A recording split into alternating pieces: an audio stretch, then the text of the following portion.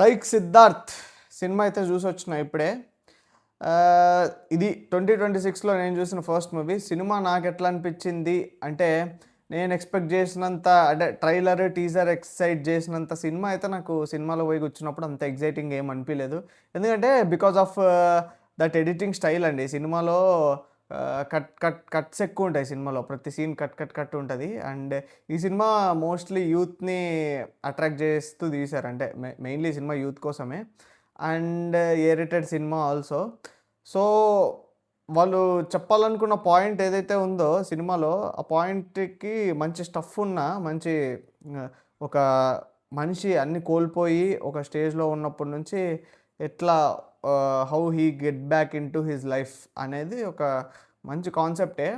కానీ వాళ్ళు చెప్పే విధానం ఏదైతే ఉందో అంటే ఫిల్మ్ మేకింగ్ బడ్జెట్ ఇష్యూస్ ఏమో నాకు తెలీదు. మన ప్రొడ్యూసర్ గూడా మన నందు గారే. He only produced this film. అది ఎందుకో సరిగ్గా కన్వే అవ్వలేదనిపించిందండి స్క్రీన్ పైన. ఎందుకంటే మోస్ట్ ఆఫ్ ది సీన్స్ నాకు టిక్‌టాక్ రీలో, Instagram, YouTube videos, TikTok reel చూసినట్టు అనిపిస్తది. అది పక్కనొచ్చే ఆ ఎడిటింగ్ స్టైల్ ఏదైతే ఉంటదో, మేబీ 'తల్లుమల' నుంచి ఇన్‌స్పైర్ అయ్యి తీశారు. అంటే ఒక సీన్ బిఫోరు, అంటే ఒక సీన్‌లోనే ఒక డైలాగ్ బిఫోర్, ఆఫ్టర్ అట్లా కట్ ఉంటది. సో, అదెందుకో నాకు మరీ అంత ఫేజీగా లౌడ్, మేబీ ఆ లౌడ్‌నెస్ వల్ల గూడా అనుకుంటా నాకు సినిమా అంత నచ్చకపోవడానికి రీజన్. సో, అది నాకనిపించింది. ఇంకా ప్లస్ ఈ సినిమాలో పాజిటివ్ విషయానికొస్తే మెయిన్‌లీ ఇట్స్ రన్ టైమ్ అండి. 2 అవర్సే ఉంటది. అండ్ టికెట్ ప్రైజెస్ గూడా వాళ్ళు జస్ట్ ₹99 పెట్టారు. చిన్న సినిమాకి ఇదొక మంచి స్ట్రాటజీ.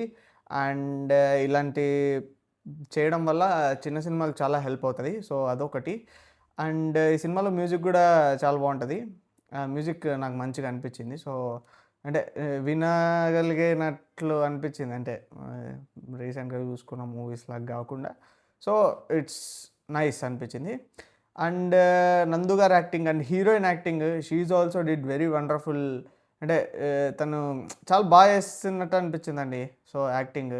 అండ్ క్యారెక్టర్స్ ఈ సినిమాలో మోస్ట్ ఆఫ్ ది క్యారెక్టర్స్ గూడా ఏవి అంటే full according to the situation అన్నట్టు గ్రే షేడీగా ఉంటాయి సినిమాలో ప్రతి ఒక్క క్యారెక్టర్.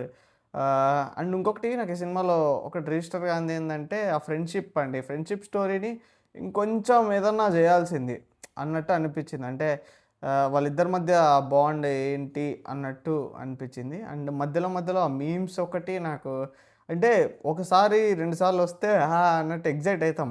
బట్ ప్రతిసారి అదే వస్తుంటే ఒక కైండ్ ఆఫ్ చిరాకులాగా ఏదో సమ్ ఫీలింగ్ అది ఎందుకో నాకు అంత అంటే మూవీ నుంచి డిస్టర్బ్ అయినట్టు అనిపించింది. అండ్ ఇంటర్వెల్ వచ్చినప్పుడు నాకు ఫస్ట్ హాఫ్ మొత్తము ఇదే ఉంటది.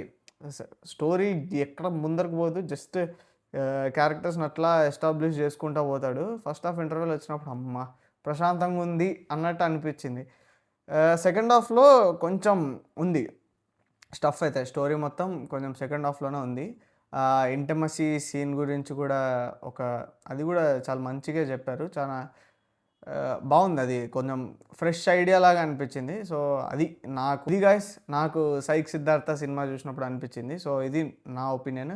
సో, సినిమా జూసుంటే మీకెలా అనిపించిందో కింద కామెంట్ చేయండి. So, hope you all like this video. Thank you for watching. అలాగే నా ప్రీవియస్ వీడియో గూడా చూడండి. ఇందాకే అప్‌లోడ్ చేసిన మన 2025 బెస్ట్ ఫిలిమ్స్ గురించి. సో, అది కొంచెం లెంతీగా ఉంటది వీడియో. ప్లీజ్ అది మొత్తం చూడండి. So, that's it guys. ఇంకా ఈ ఇయర్ అయితే కొంచెం కన్సిస్టెంట్‌గా వీడియోలు చేద్దాం అనుకుంటున్నాం. Hope you all like and ఇలాగే సపోర్ట్ చేయండి. Thank you guys for watching. And ఇది మీరైతే ఎళ్లి సినిమా చూడండి. ₹99 టికెట్. అది ప్రతి ఒక్కరు ఎళ్లి చూడగలిగిన బడ్జెటే. So, please go and watch it 'psych Siddharth'. కానీ ఫ్యామిలీతో ఎళ్ళాలంటే కొంచెం ఆలోచించుకోండి. చాలా వియర్డ్ సీన్స్ ఉన్నాయి. ఒక సీన్ ఉంటది. వద్దులేండి దాని గురించి. సో, యూత్ కోసం ఈ సినిమా అయితే తీసినట్టు అనిపించింది. So, yeah! That's it guys. That's it for this video and I will catch you in the next one. And thank you. జై హింద్.